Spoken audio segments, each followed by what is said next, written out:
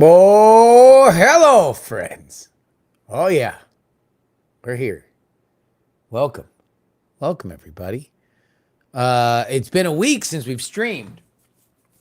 There was too much going on, too much happening.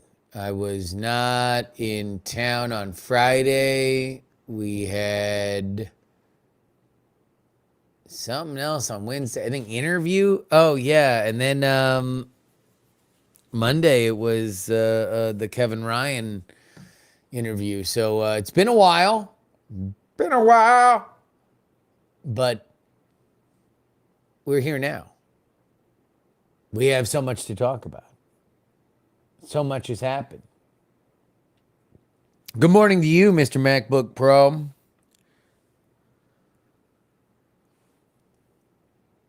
Yeah, yeah. You know, every once in a while I gotta dip out for a little bit so y'all miss me. So y'all miss me. Uh uh yeah. We're gonna have a great run of shows here this week. We got Bill Scher coming on, which is why I'm only really gonna be on for an hour today because I gotta do the Scher interview early.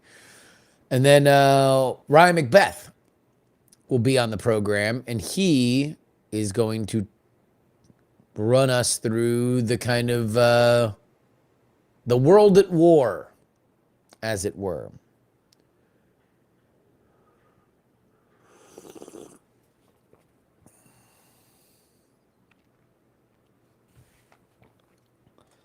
As we await whatever the Iranian response is there in the Middle East, and of course, Ukraine now pushing into Russia. Oh, before we get any further, we're not wrong. We'll be live in Chicago less than a week from now, Sunday, August 18th. Let's make sure that we get all the deets here.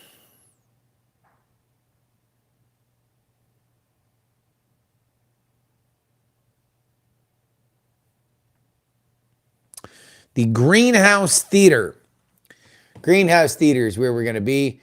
Myself, Jen Briney, Andrew Heaton, and a guest. A guest. Baby updates. Well, I was able to go to DEF CON. I did one day at DEF CON, which was nice. Per doctor's orders, I will not be doing all of the DNC. I'm going to, for sure, do the live show unless something radically changes. And then I think the goal is to at least see night one in Chicago. And then I'll probably bone out.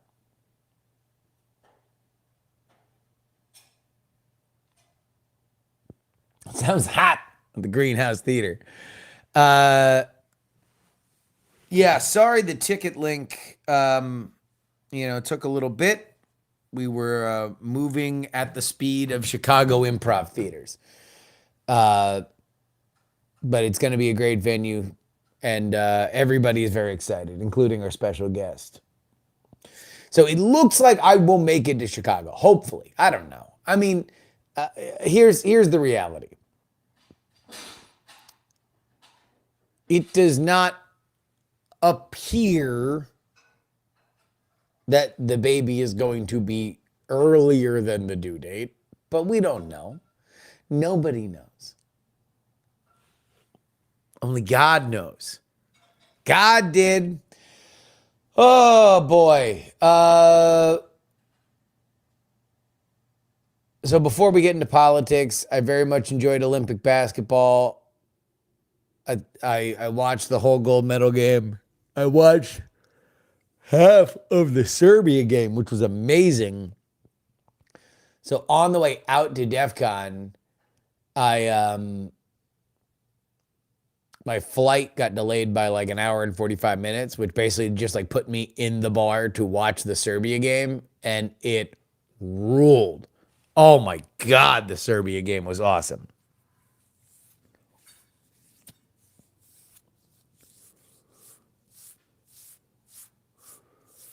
Have I thought about just simply abandoning my wife for the and the birth of your first child to keep the podcast on schedule? Look, it is truly a commitment to my wife and soon to be born daughter that I am not just like totally cutting off all communication with those around me so I can only just cover this election and be exactly where I want to be. Yeah, I mean, do you think that I don't want to be in the room? Of course I want to be in the room, but you want to know where I want to be in the room more? It's the birth of my firstborn child. So, um, I'm trying to have a serene element to all of this. I want to have a serenity because otherwise it's like, when you have nothing but good options to choose from, and I'm a very lucky man because I have a career that I'm very, very happy with, and also I have a blessing in my life, and that is, a beautiful wife and a soon to be beautiful daughter. So I will, you know, I'll just have to enjoy it.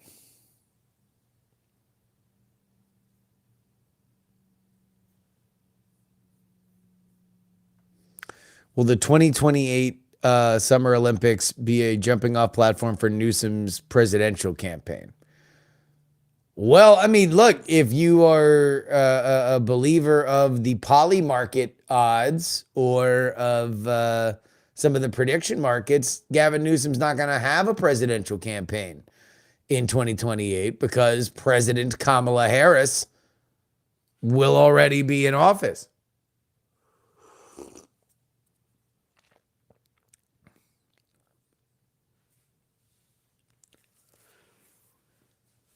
Let me ask you guys this. How much do you believe the fundamentals of this race have changed from 3 weeks ago?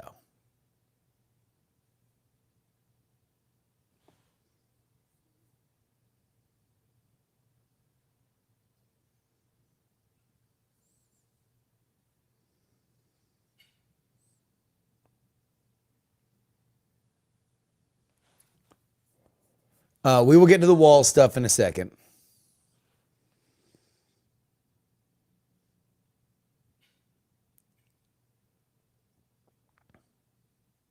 All right, so I don't want to hear who's looking good, who feels like this, no vibes, right? Just the fundamentals. Do we believe the fundamentals of this race have changed since 3 weeks ago? Define fundamentals. Okay. Yeah, state of the economy, global instability, border. Let's say just the basics of this campaign. What has changed? Maybe all right, let's do it like that. What has changed in the last 3 weeks? What has changed? And yeah, 3 weeks ago would be when Biden drops out.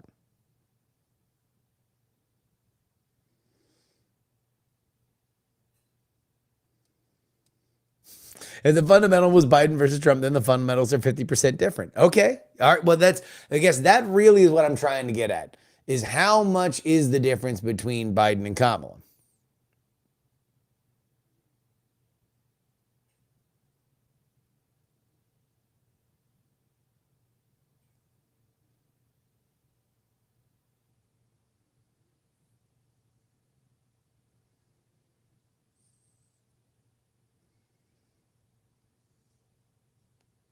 Trump is now the old one. That's a good one. I do think that that does matter.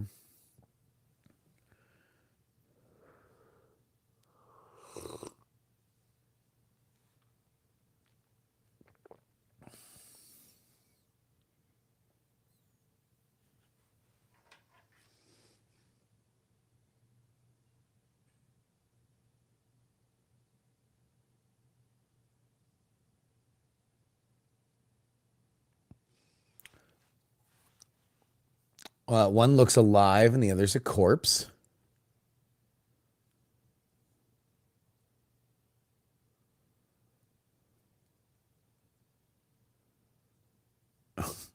Old finger in the wind versus young finger in the wind.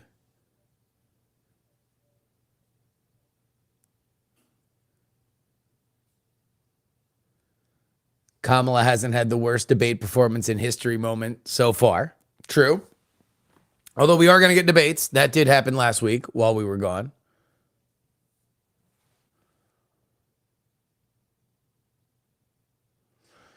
Both sides now want no tax on tips. All right, so let's get into that. Because I was in Nevada. And as always, I had my television on so I can see all of the local advertising. It was on NBC, the local NBC affiliate.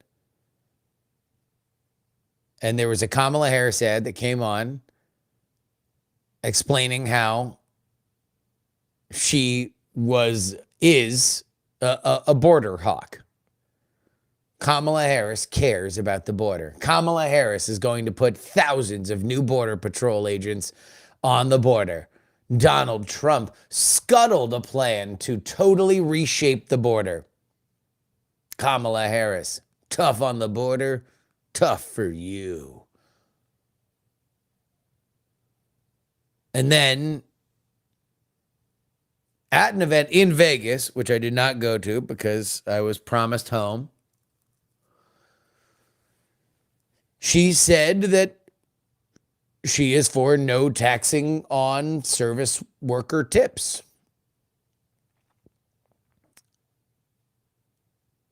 Now, these are two positions that are signature to the Trump campaign.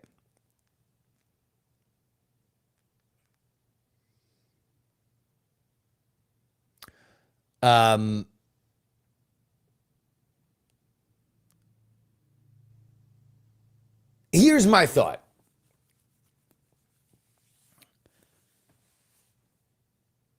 It appears that the Kamala Harris campaign is essentially being run within like a certain social circle. It is managed entirely through top level media and the traveling press that is with the campaign is being communicated with and leaked to. So they are not upset that they are not talking to anybody. They're not just wasting their time. They are getting access for being next to power. Now, up until a few days ago, you didn't get anything on camera. But some of these positions, like the entire reversal of her 2019 slate and the no taxes on tips thing and the border stuff, like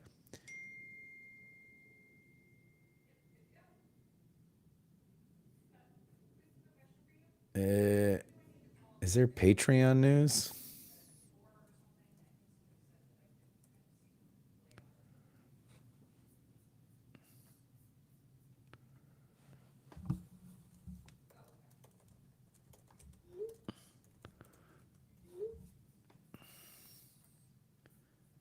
What is the Patreon news?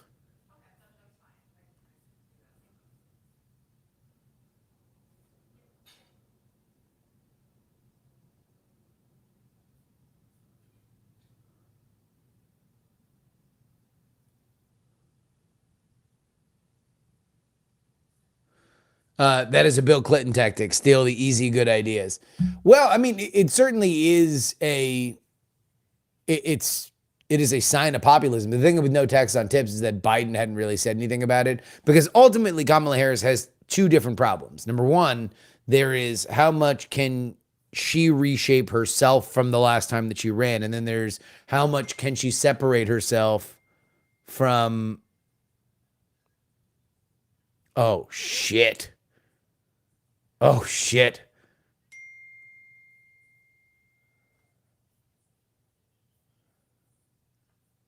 Patreon just screwed me.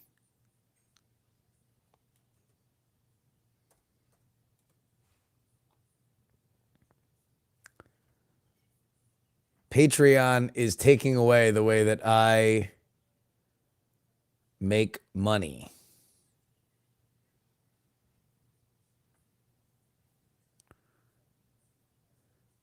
Apple is requiring that Patreon use their in-app purchasing system and remove all other billing systems from the Patreon iOS app by November. That means that starting in November, new memberships purchased on the iOS store will be subject to Apple's 30% App Store fee. You're currently on a per-creation billing model, but Apple's in-app purchase system only supports subscription billing. Apple has made it clear that if creators on Patreon continue to use unsupported billing models or disabled transactions in the iOS app, we will be at risk of having our entire app removed from their app store. So starting in November, your fans in the iOS app won't be able to purchase subscriptions to your membership until you switch to subscription billing. And as a result of Apple's mandates, and in order to make sure that we can continue to getting new members on the iOS app, we have started a 16-month-long migration process to bring all creators onto subscription billing by November 2025. That means your current billing model will be discontinued in November 2025. Well, at least I get this election.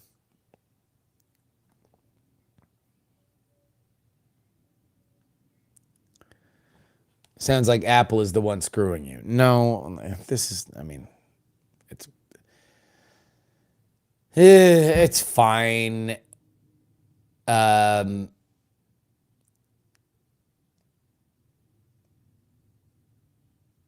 You know, it just means that the I'll put it this way. This is what I've always said about per creation versus monthly. I have to work to get paid. In a monthly situation, you are just, you know, you just get charged each and every month. So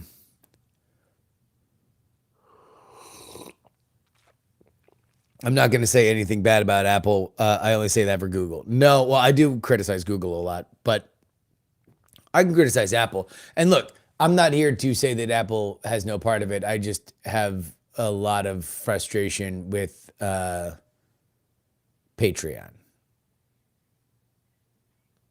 But I don't want to say anything really bad about it because I depend on Patreon for my livelihood.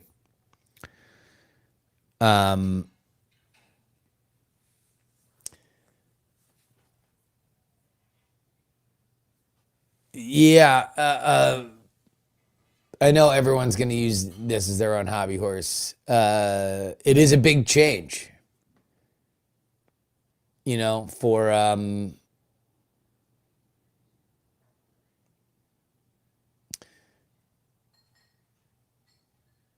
part of what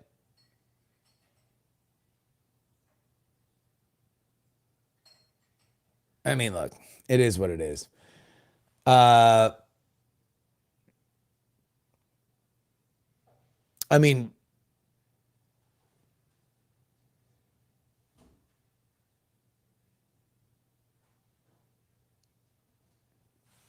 the thought that I have is like, all right, well, is this the time to move platforms? Because the number one thing that Patreon had for a while was their subscription RSS feeds. And then Substack had those. Substack has better community features and has actual discoverability amongst other creators. The one thing that Patreon had for me was per creation billing. Per creation billing is the lifeblood of what has made me a living. It just is. I do think that changing that model will make me less money.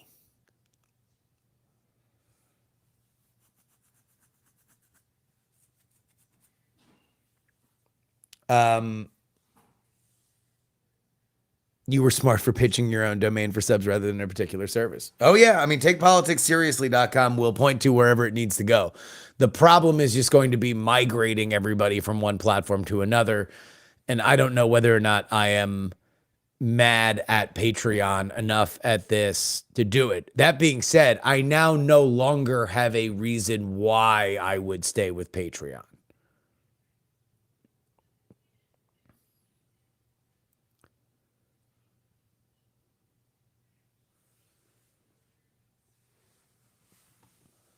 Like,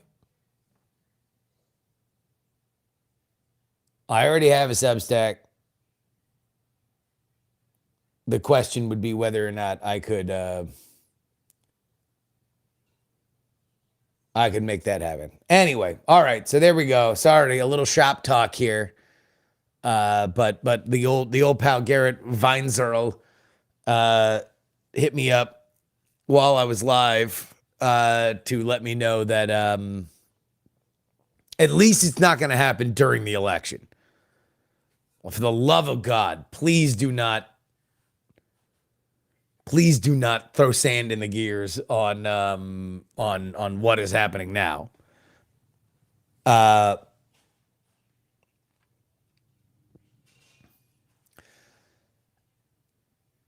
Yeah, look, it's just a bigger number for people when they subscribe.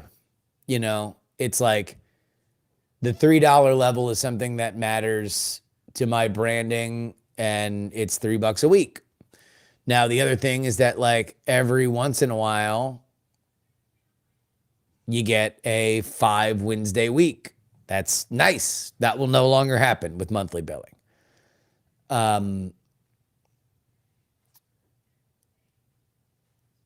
Now, I will say that there have been, consistently in surveys that some people are like, oh, like I like to have a monthly budget, and every once in a while you are $3 more or less. And that's fine. I get it. It's never been the largest part of people's thoughts about the show. But now that will be solved for.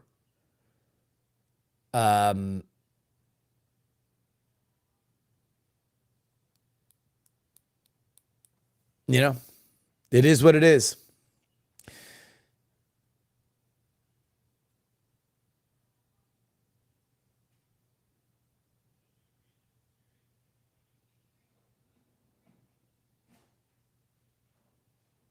Okay, yeah. Well, I mean, let's talk about things less than Patreon changing their rules. World War III. Are we at World War III? Wait, hold on. Did we finish talking about Kamala? So here's just my thought. Okay, very good rollout, but everything is very smooth right now. Kamala is very smooth. She is a smooth candidate. There's not a lot of definition to her. She has got a largely oppositional stump speech, and she is a younger candidate than Joe Biden was. That obviously has had tremendous electoral benefits thus far, at least in terms of polling. Democrats are excited to vote for somebody that is younger than, would be 86 at the end of their second term, and are excited to vote for a woman. Kamala Harris has been good on the stump. I do think that there's a little bit of reconciliation that is going to have to happen with where she was versus where she'd go. We also we haven't really seen her make decisions kind of in the moment. This has all been a very enthusiastic rollout. I would assume that there is going to have to be some kind of reconciliation there. There's going to have to be at least some conversation of this whole process with Biden, where her issues were before versus where they are now, what has changed, why they changed. these are conversations that I think are expected from a presidential candidate. Although, maybe we are in such a divided time. When you see partisans saying don't do interviews, it's a very weird moment, right? Because on one hand, you would think that a partisan, you'd want to hear from your person because you're inspired by them. But if it's like, no, don't, it might ruin this, then we're in an odd time.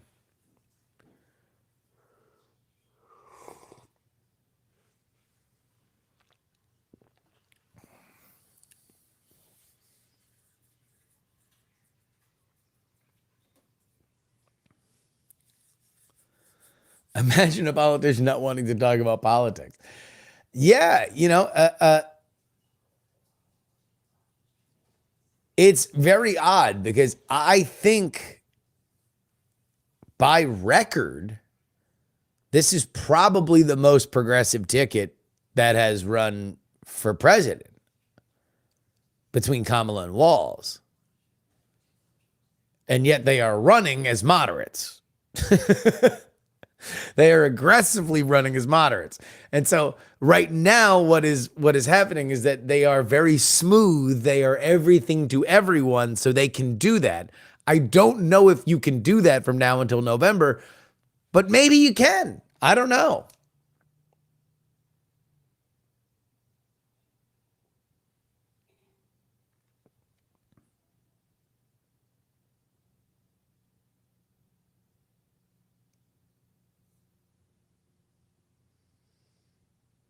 Can we talk about B-Girl ray gun? I did not see the full ray gun thing, but I have seen the memes. That was very funny.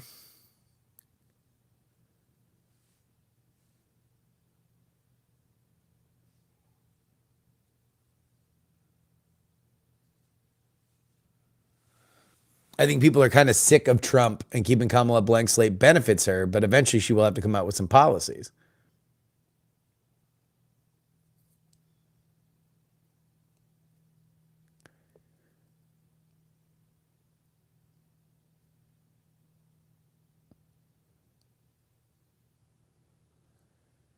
Are we in World War III? I don't think so. I have been told by people that keep an eye on things like this that Iran being the focal point of World War III is not the most realistic. And that the bigger worry is that while all this is happening, China makes a move on Taiwan. That would be World War III. Or it'd be closer to World War III. The Russia stuff, I don't really understand. It is Ukraine surging. If I were optimistic, I would say that you would hope that a Ukrainian surge would be a precursor to peace negotiations, because you don't want to negotiate from a place of vulnerability.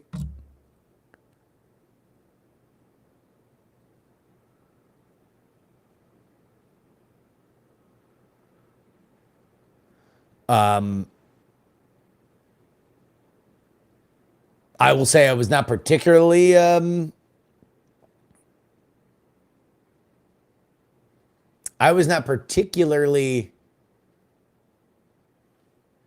heartened to see video of the president of the United States falling asleep on the beach over the weekend and the vice president out on the stump whilst all this was happening. Does not necessarily show a tremendous amount of care.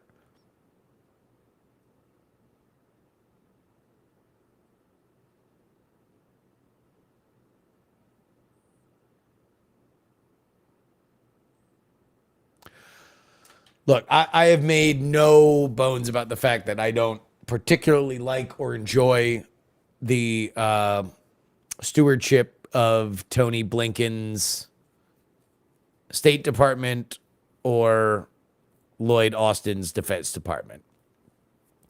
I have not found them to be particularly efficacious. In fact, at times I have found them to be disastrous.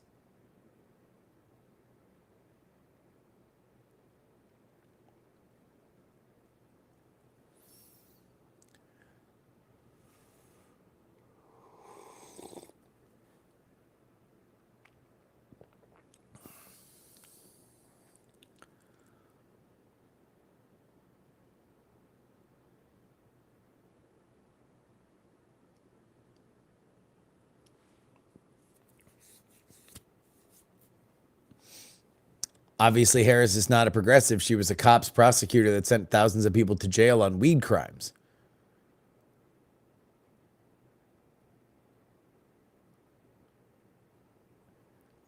You've been covering every little thing you find odd about the Kamala campaign, but covered nothing about the imploding of Trump in real time and how he's been reverting to the failed 2020 playbook.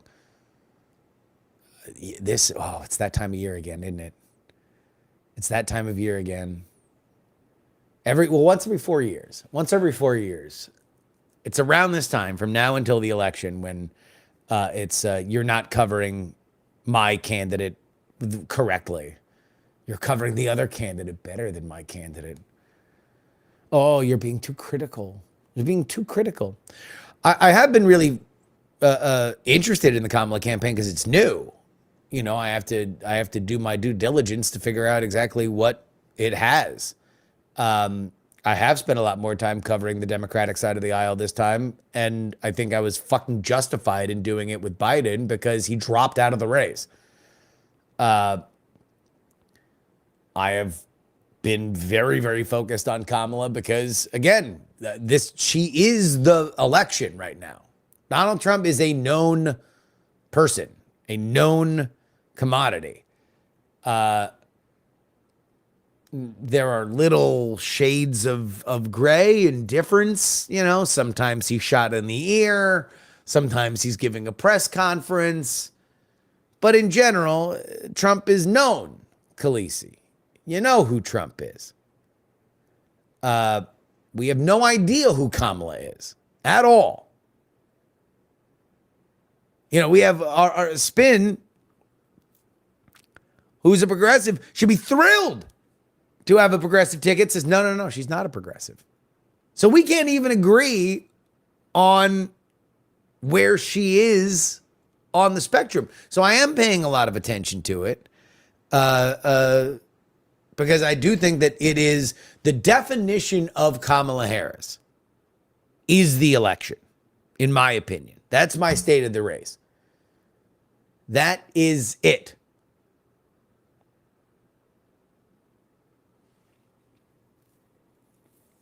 So I am focused on that.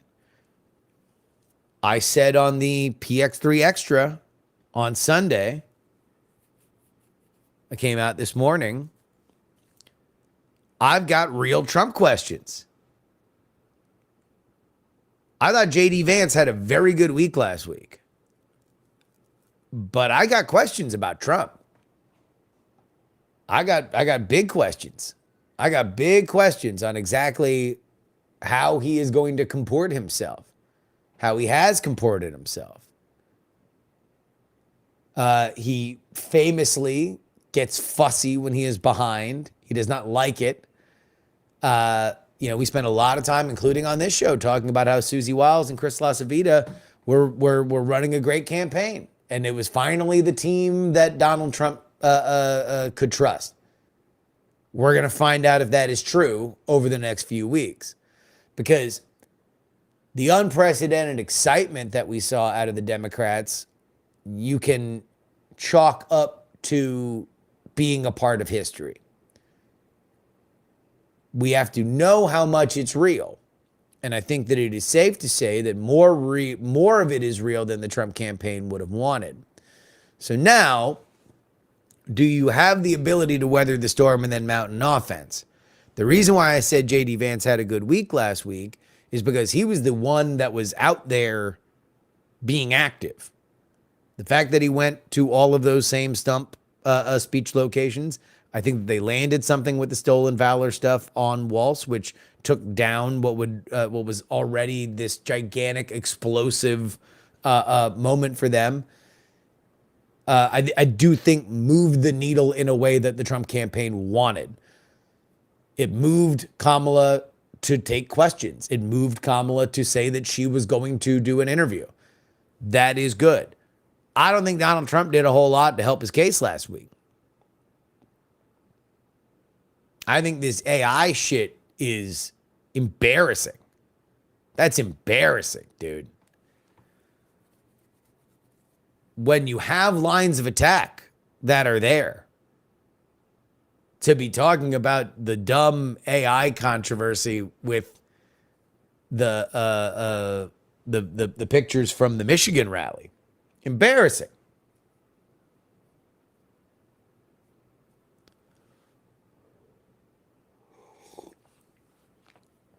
And here's the other thing. I think Donald Trump has PTSD from almost getting shot in the head on live television.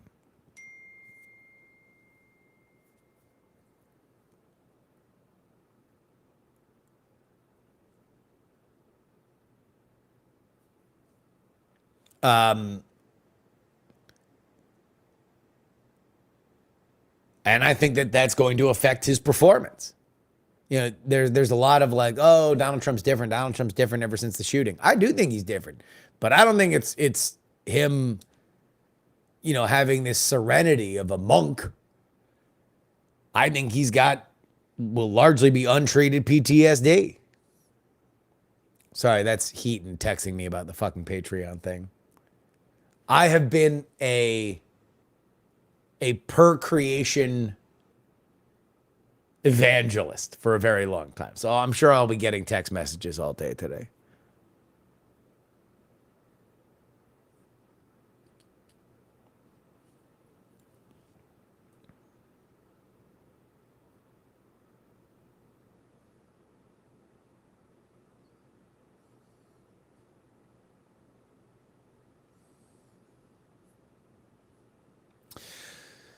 But that's my take on the Trump campaign. I mean, to be totally honest, the only thing that they can do right now is try to throw sand in the gears on this explosive news event. In the same way that the only thing that the Democrats could do after the assassination was try to throw sand in the gears of the Trump thing. But that coincided with Biden's collapse, right? So that things were already in such a low place that there really wasn't anything that the Biden campaign could do. But imagine there was a functioning campaign. The only thing that they would have been able to do is just try to not be too blown away by it. And that's exactly where the Trump campaign is now. This is a much tighter race.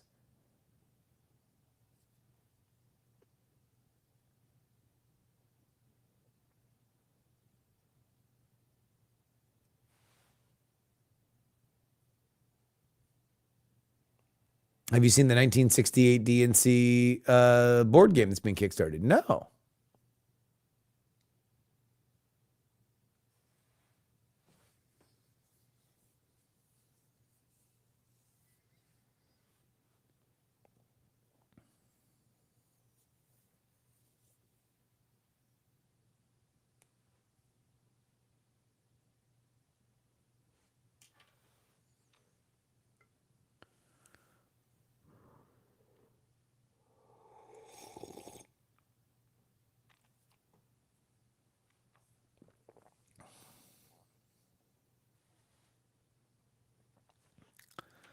But I do believe the entire ball game is, can you define Kamala Harris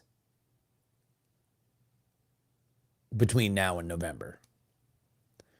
And the longer, and I mean this by seconds, by minutes, the longer she remains smooth Kamala, the longer that happens and the more people identify her as a moderate, the better it is for her. That is her win condition, is people assuming that Kamala Harris is a moderate.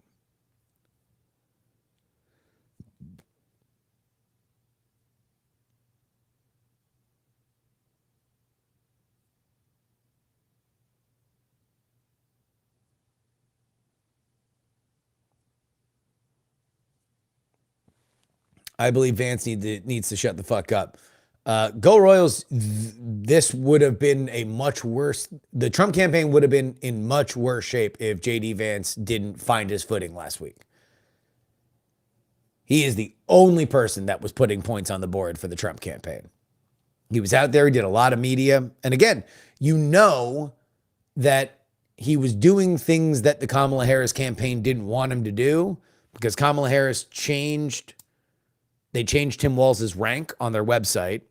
They took down videos where he was saying that he brought weapons of war into war. And they agreed to do an interview. Those were three of the things that JD Vance was out there talking about. JD Vance went and did 3 Sunday shows yesterday. Did, I think, like hour-long interviews with each of the Sunday shows. I thought he acquitted himself pretty well. Like he does not, he is somebody that Trump campaign believes that the more you hear from JD Vance, the less you will think he is the caricature that the Kamala Harris campaign has painted of him. I think they found out last week that that's right, but holy crap, if that's where you're at, you are not dealing from a position of strength when you're leaning on your vice president like that.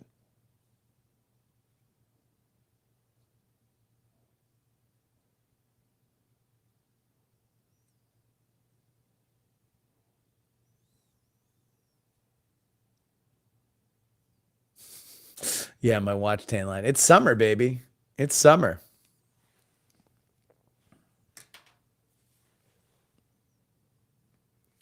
Just means the rest of me is browning up nice.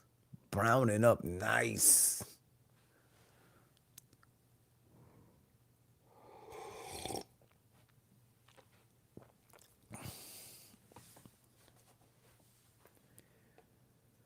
Also, Trump wouldn't be able to hit walls on military service stuff. Trump can't hit walls on stolen valor.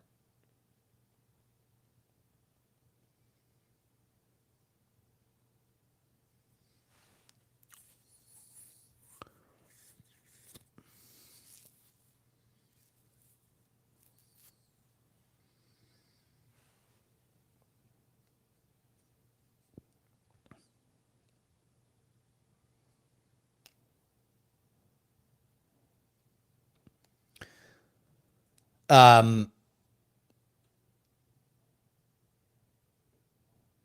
think that the Republicans are leaving points on the board by not making the Democratic Socialists of America famous.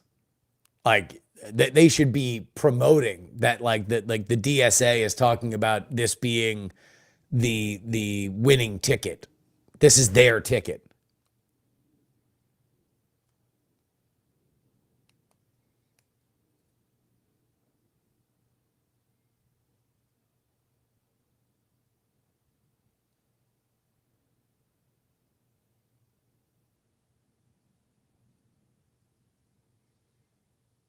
The Dem campaign since the switch has been Kamalamentum, the Walls pick, and then the Dem convention. What do they do after the convention to keep this going?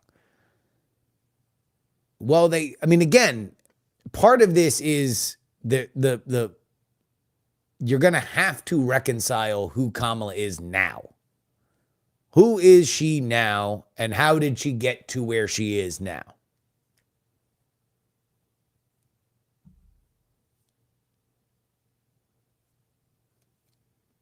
The DSA is kind of a joke at this point. I mean, look, does that matter to independent voters in Michigan, Wisconsin, and Pennsylvania?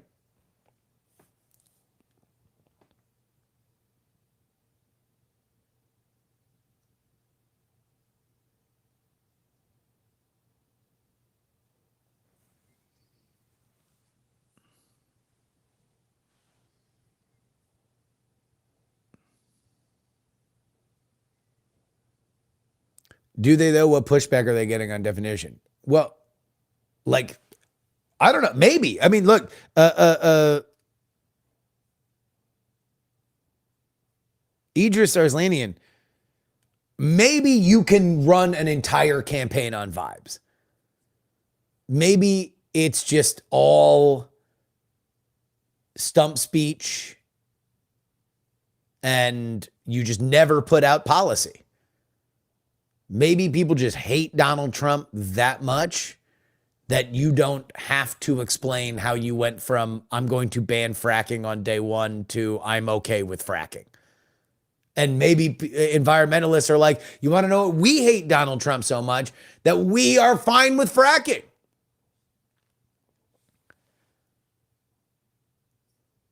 Maybe the socialized medicine folks are like, look, we hate Donald Trump so much, we're okay with you backing off of Medicare for all.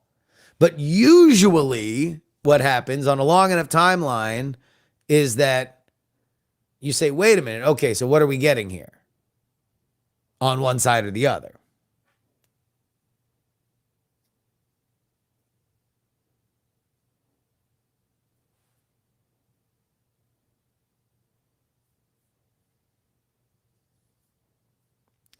Have the polls stabilized at all? I think I don't know. Maybe they haven't. We don't know. I don't feel comfortable saying that the polls have stabilized, but I do feel comfortable saying that if the polls haven't stabilized, it means that Kamala is leading by more. Kamala is still, well, the New York Times Siena poll came out and had Kamala up 4 in the swing states. That's very, well, it's good. It's not as much as Biden was leading, and it's not as much as Clinton was leading in that area. But it's good. You'd rather be there than not.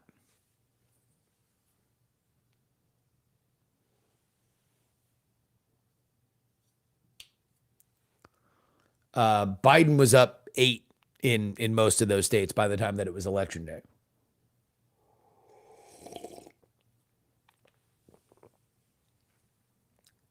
I don't really think that we can compare the dying days of the Biden campaign to what this is.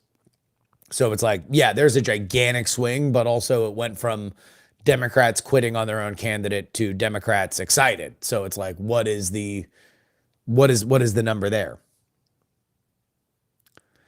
Realistically, what could the Democrats have done better? I mean, right now it's hard to argue with success, right?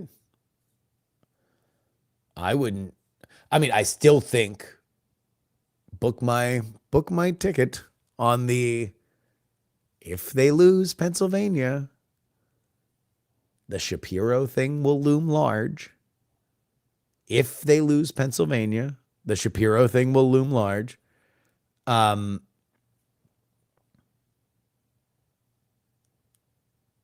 But other than that, it is what it is.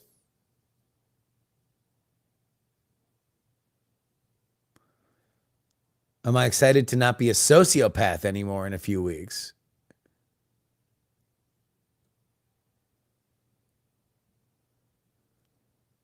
A VP pick has never won a state.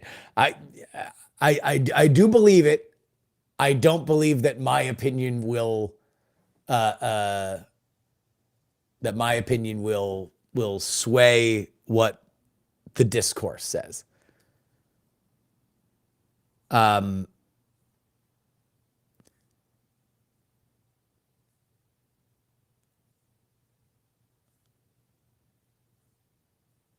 Tell that to LBJ.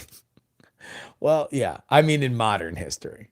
Although somebody corrected me and said that the most recent vice president who couldn't deliver his own state was not John Edwards, it was Paul Ryan. To which I would say, fair point.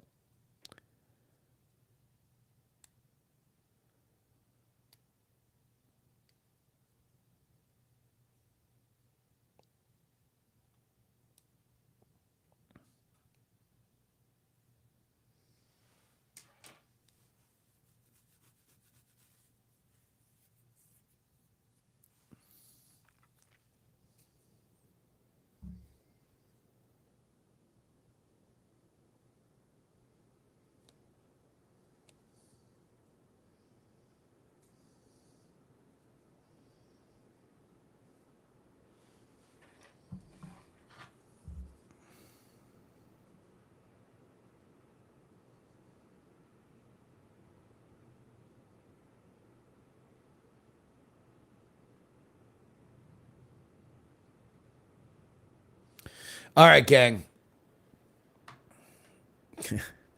It seems like the kind of year that will end up with an electoral tie. So the Democrats have essentially made no obvious mistakes in the past 3 weeks. How about the Republicans? Well, again, it's like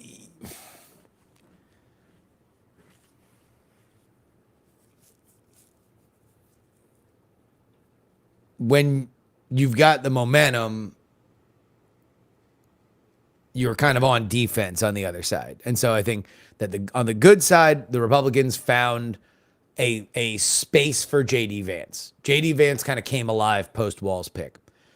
The bad thing is that Trump seems fucking frowny and erratic.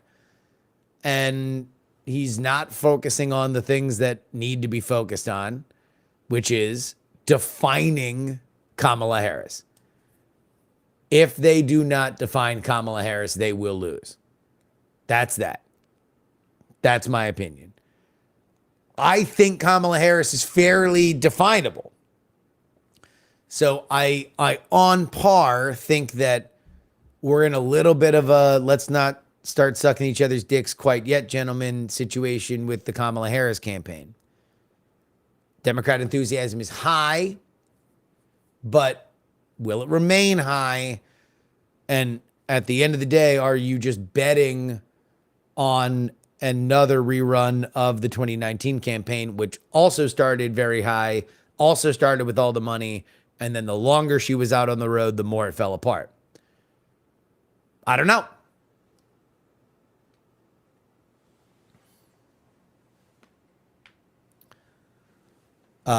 Knooch, they've tried to define Harris and nothing sticks so far. It's a long way between now and November, my friend. It is a long way between now and November. And we already saw Kamala's instincts, when she shut down the Gaza protesters in Michigan. She reset and did a different tact in Glendale. And I thought that was more in line with how she should handle it. But her getting pissy and saying, every time that you mention Gaza, you're voting for Trump. I'm trying to speak here.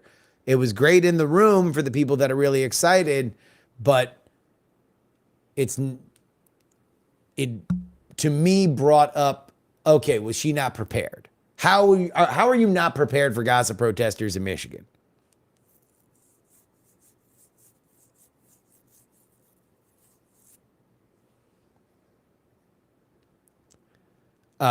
And so that's what I'm like. If she has those instincts, are those going to pile up? The biggest things that are definable for Kamala Harris is that she is far left and she is unserious. And if you are scared about the direction of the country, and by the numbers, most people are, do you want somebody that is on one side of the ideological spectrum and doesn't seem to really take things very seriously? Those are the definables.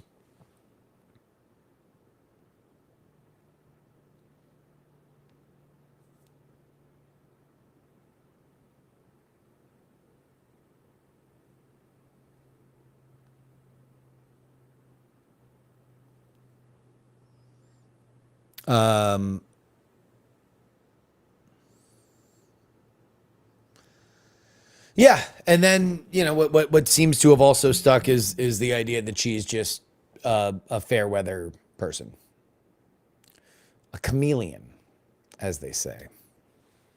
All right, I got to talk to somebody who's going to be very excited about Kamala Harris, and that is Bill Scher. And so I will get to that. I will see.